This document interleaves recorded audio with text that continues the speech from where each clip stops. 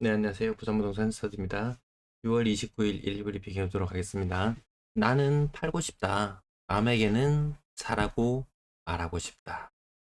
주간실거래지수 전국을 기준으로 하면 보합입니다. 전국을 기준으로 하면 보합.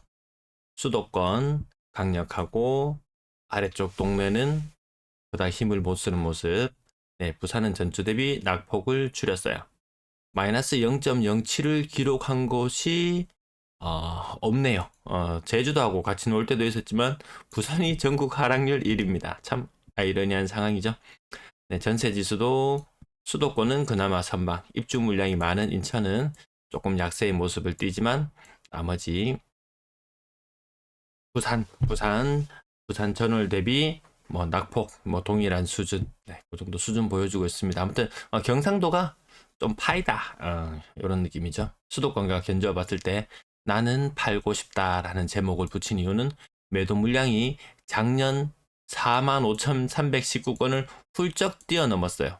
그 조금 특이한 것은 목요일은 원래 매도 물량이 감소하는 날이죠. 근데 매도 물량이 오늘 목요일임에도 불구하고 늘어났어요. 이런 일들이 있고 나면 흐름에 미세한 변화들이 나타납니다. 이게 또 미세한 변화의 출발점이 아닌가 싶습니다. 상반기를 뒤로 하고 하반기는 다시 또 물량이 조금 더 가파르게 증가하지 않나 이런 느낌. 전세 물량 또한 목요일 감소하는 날인데 목요일마저 증가했습니다. 감소세가 멈췄다. 전세 물량. 월세 오히려 반등하려고 폼을 잡고 있습니다. 네, 이런 흐름들이 미세하게나마 바뀌어가고 있다는 부분 인지하실 필요는 있을 것 같네요. 아파트 거래량은 148건. 어제는 지나치게 적었죠. 어제는 지나치게 적었습니다. 어제는 54건. 이거 하나의 이벤트죠. 그냥 하루 거래 신고 덜 되었다가 많이 되었다가 하는 거 지지난주에도 있었습니다. 이러다가 갑자기 줄어들까봐 그게 무서운 거죠. 가격 일부 반등하는 현상을 지금 경험하면서 요 가격만 와도 팔아야 되겠다라고 했던 사람들 어느샌가 호가를 올려버렸죠. 예. 살려고 했던 사람 저 가격이면 사볼까 했는데 어 올라버렸네. 음, 그래서 급격하게 추격하는 그런 현상까지는 나타나고 있지 않는 걸로 보여집니다. 네. 대형 평형 거래 이어지지만 지난달에 비해서는 많지 않다. 요거 두 건도 5월달 거래였네요. 6월달 들어서 대형 평형 거래는 조금 줄어들었죠. 네, 조금 줄어들었는 것이 맞습니다. 음, 뭐 30% 빠지는 거 수두룩하네요. 크게 분위기가 많이 바뀌지는 않고 이 보합인 상태로 지금 4개월째 지속되고 있습니다. 나는 팔고 싶다. 남들에겐 사라고 말하고 싶다. 얼마 전에 부동산 그 하시는 분한테 이야기를 들었는데, 땅을 사려고 알아보시던 분이, 음, 땅을 안 사기로 갑자기 마음을 바꿨대요.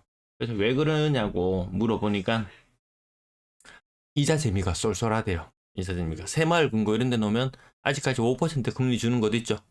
시장 금리 지금 야금야금 다시 오르고 있죠. 뭐 일반 1금융권 은행들도 보면 많이 주는 곳은 SC제일은행 이런 경우에 보면은 뭐 3.8%까지 주기도 하고 웬만한 채권 뭐 기업채 뭐 AAA 뭐 트리플 A 이런 것들도 보면 거의 5% 정도 수익률은 기본적으로 깔고 갈 수 있는 그런 분위기죠. 그래서 뭐 아파트를 투자를 해서 상가를 투자를 해서 연 투자 금액 대비 4% 5% 수익을 거둔다? 지금 시장에서는 그게 좀 어렵잖아요. 현금을 들고 있는 것도 쏠쏠하네. 아마 이런 것들을 한번 경험하고 그리고 추후 뭐 미국도 금리를 두 차례 올릴 수 있다 이런 이야기도 있고 네 여러 가지 상황들을 봤을 때 당장의 투자 무엇이 급한디 현금만 지금 꼭 넣어놓고 있어도 괜찮은데 이런 분들도 있다라는 거죠. 자산가들이 그렇게 움직이는 분도 있습니다. 이렇게 선진입에서 재미를 본 적이 요 근래 한 2년 동안은 아마 없었을 거예요. 아마 없었을 거예요. 그런 것만 봐도 야, 꼭 부동산 아니어도 괜찮네. 야, 채권 시장도 있네. 예금도 다시 괜찮아졌네. 정말 이 예금 진짜 현금이 쓰레기인 시절이 있었죠. 1금융권 넣어놓으면 금리 막 0.8% 주고 이랬어요. 대출금리 막 2% 초반 나오고 이러던 시절 있죠. 한창 때 돈 많이 풀리던 시절에 대출금리가, 예금금리가 0.8%, 1%를 채 안 주는 것을 경험했습니다. 네. 그러던 것이 앞자리가 바뀌었어요. 앞자리가 3.8이에요. 야, 상가 투자하면 수익률 4% 준다. 그러던 시절에 예금금리 0.8%.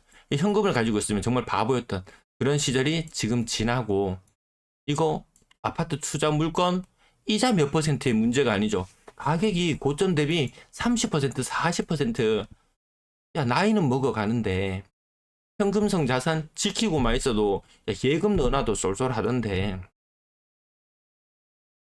조금만 지나봐라, 조금만 지나봐라, 금리 떨어지고 뭐 어쩌고 저쩌고 또 말도 많죠. 금리 이미 정점을 찍었다 막 이런 사람도 있어요. 근데 뭐 10년물 국고채만 넣어놔도 3.6%, 이거 10년 동안 3.6% 금리 보장 받잖아요. 현금도 이거 쏠쏠하네.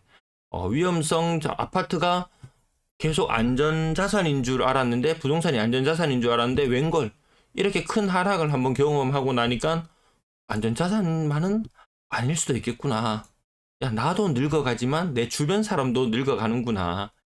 현금은 많이 보유하고 있지 않고 부동산만 가지고 있는 사람, 생각보다 이 삶이 안 풍요로울 수 있습니다. 네. 네, 그런 부분들도 한 번쯤 생각해보는 계기가 되지 않나 싶습니다. 26%, 28%, 평균 28% 정도 빠지는 것이 변함없는 모습. 네, 요 6개월째 지속이에요. 제가 가격 이거 맨날 소개해드리기에도 좀 민망합니다. 민망해요. 요 퍼센트 암산으로 재빠르게 계산하면서 적는 것들마저도 크게 의미가 없어 보일 정도로 오늘은 낙폭이 조금 적은 느낌도 있고, 어떤 날은 낙폭이 조금 크게 느껴지는 날도 있고, 네, 25%, 심하면 거의 40%까지 이런 것도 나오기도 하고요. 나머지 뭐 층수가 워낙 차이가 크니까 오늘은 25라는 숫자가 오늘은 특히 더 눈에 많이 띄는 그런 날인 것 같고요. 그래도 여전히 30% 이상 일광 맞죠? 큰 힘 못 쓰고 있죠. 10억 간다는 아파트 두 채에 10억 여전히 유효한 상태. 네, 30% 이상 빠지는 것도 여전히 계속 나타나고 있고요.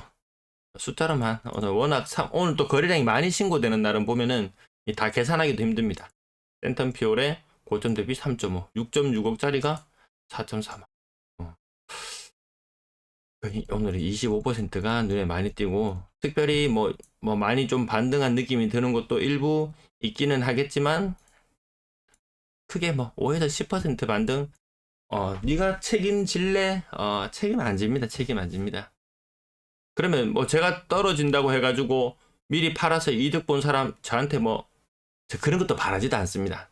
아마 제가 방송을 시작했던 무렵이 부산 내용을 처음 다뤘던 것이 22년 아마 10월에서 11월경에 22년 아니네요. 22년 아니네요. 21년 10월에서 11월경에 다루면서 대구가 떨어지는 모습처럼 부산도 떨어질 수 있을 것이다. 그 내용을 다뤄서 그때 집 살려고 했다가 네가 하도 재수 없는 소리 하니까 일단은 찝찝하다. 이게 듣고 나니까 야 이게 좀 내가 그 섣불리 살려고 했는데 듣고 나니까 일단 찝찝해서 보류했다가 올해 집 살려고 했던 가격에서 30% 할인된 가격에 집을 매수했죠.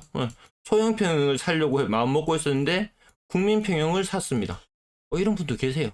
그래서 뭐 지각비 내는 거 아깝고 뭐 해도 그 고점 대비해서 20%, 30% 이상, 30% 떨어지는 이런 가격들 보시면은 지금 사도, 제 방송을 아마 좀 오랫동안 지속해서 들으신 분은 지금 사도 고맙다 소리 하셔야 되겠죠. 그런 것도 바라지도 않습니다. 저는 객관적인 자료를 제공해주고 어차피 판단은 여러분 본인이 스스로 하셔야 되는 부분이니까요. 네, 그렇게 해서 이득을 봐도 그것은 자기 덕이고, 어차피 이거 결정하는 거 이거 쉽지 않습니다. 이거 결정하는 거 쉽지 않습니다. 양정동 현대 2차 가격 고점 대비 거의 40% 정도 빠지고, 덜 빠져 보이지만 그 평당 1,000만 원 하는 곳이에요. 평당 1,000만 원 하는 곳. 네.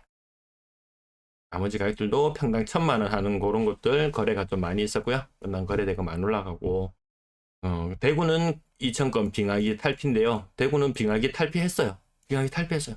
부산은 대구만큼 살아나지는 않아요. 왜? 부산이 대구보다 뒤늦게까지 더 많은 상승을 했었거든요. 3억 이상이야 절반.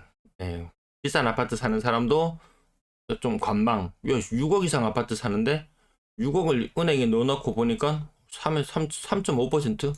6억 3.5%? 이거 1년에 2천만 원입니다. 2천만 원. 이거 월세 받으나 은행 안전빵으로 넣어놓으나 아파트 가격이 지속적으로 상승한다 싶으면 비슷한 수익률이라도 아파트 매수를 고려할 것이고, 그 있어봐라. 벌써 지금 지켜보니까 4개월, 5개월째 계속 보합 상태인데 이거 계속 보합으로 간다면은 지금 당장에는 은행 금리가 더 짭짤한데, 그렇게 생각하시는 분도 계실 거예요. 따박따박 현금 나오는 거 재밌거든요. 해운대구 거래량이 좀 많이 늘어나 있습니다. 전국적으로 잘 나가는 동네들, 비싼 아파트들 거래 지금 선제적으로 일어나고 있고, 그 흐름에 나를 따르라 하면서, 하지만 따르는 동무들이 많지 않더라. 따르는 동무들이 많지 않더라. 그 분위기가 지금 현재 시장의 분위기인 것 같습니다. 분양권 거래량 15건 중에 신고가 한 건 있었고요. 전세 거래량은 좀 시들시들해지는 느낌. 네, 요런 느낌. 전세 가격도 지속적으로 하락하고 있고, 요 갭 차이가 가장 큰 시점을 찾아본다면 21년 10월이네요. 21년 10월경에 가장 높은 전세, 그 전세 가격이 무려 1년 동안 지속되었습니다. 그리고 작년 11월, 12월 전세 가격이 많이 꺾이기 시작했는데요. 앞으로 역전세 구간은 1년이다. 1년간 지속된다. 금리가 더 오른다면 역전세의 폭은 더 커질 것이다. 이런 관점으로 오히려 조금 더 시장을 보는 것은 긍정적인 부분보다는 좀 비관적인 부분이 조금 더 많죠. 물론 그 비관적인 상황을 뚫고 희망을 또 싹 틔울 수 있긴 하겠지만, 이 보합 장치에서 뭐 안 급해도 괜찮다는 그런 말씀 계속 드립니다. 이미 지각비 내야 된다라고 이야기하는 부분, 지각비 5에서 10% 정도, 그거 지각비 안 내고 가장 저점에 잡은 사람 숫자, 거래량 얼마 없을 때거든요. 그 가격에 사는 사람 얼마 대도 안 해요. 너무 그렇게 뭐 발바닥 각질까지 떨어진 가격, 또 그런 가격 또 나올 수도 있다는 부분도 한번 좀 생각을 해볼 필요는 있고, 이미 늦었는 거 무엇이 급해가지고 지금 지각비 5에서 10% 내고 살 수 있는 것을 여기에다가 웃돈까지 더 붙여가지고 그렇게 사기에는 매물이 넉넉하더라, 매물이 넉넉해지더라 라는 부분까지 다시 한번 매물이 넉넉해지더라는 부분까지 말씀드리면서 오늘 방송 마칠게요. 네, 매물이 넉넉하더라. 이 상태로 가면은, 정말 이 추세로 가면은 올 가을 선선한 바람 불면 매물 5만 개입니다. 매물 5만 개. 네, 시청 감사합니다.